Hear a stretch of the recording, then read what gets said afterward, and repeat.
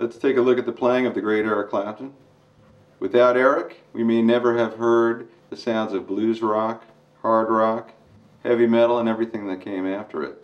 Born in 1945, Eric was a prime mover in the British blues explosion of the early to mid-60s and released essential proto-blues rock recordings with the Yardbirds, songs such as I Ain't Got You and Got to Hurry. From there he moved on to John Mayall's Blues Breakers, and the solos that he recorded in his mind-boggling guitar style that you can hear on songs like Steppin' Out and Hideaway and Double Crossin' Time are among the most influential and powerful blues rock recordings anyone's ever heard. And they proved to be huge influences on guitar players like Jimi Hendrix, Jimmy Page, Jeff Beck, Peter Green, and any and all disciples of that style of music. Armed with his 1959 Les Paul guitar and Marshall JTM 45 amplifier, Eric, on the recordings with John Mayall's Blues Breakers, created an entirely new sound, and the heavily overdriven quality of the guitar and the incredible sustain was basically, at the time, the sound of the future, and to this day is regarded as the template for the sound of blues rock. Eric is known for his incredibly deft phrasing and fluid-like touch and vibrato.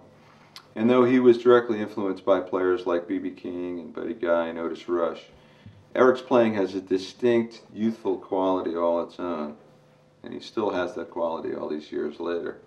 His playing is very expressive and at times very vocal-like, but he can also erupt into blasts of pure virtuosity, playing very, very fast, which earned him the sarcastic nickname Slowhand.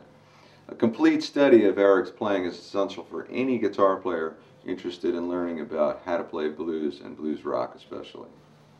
These days, Eric relies on light gauge strings, a 10 on top, and he normally plays through small Fender amplifiers.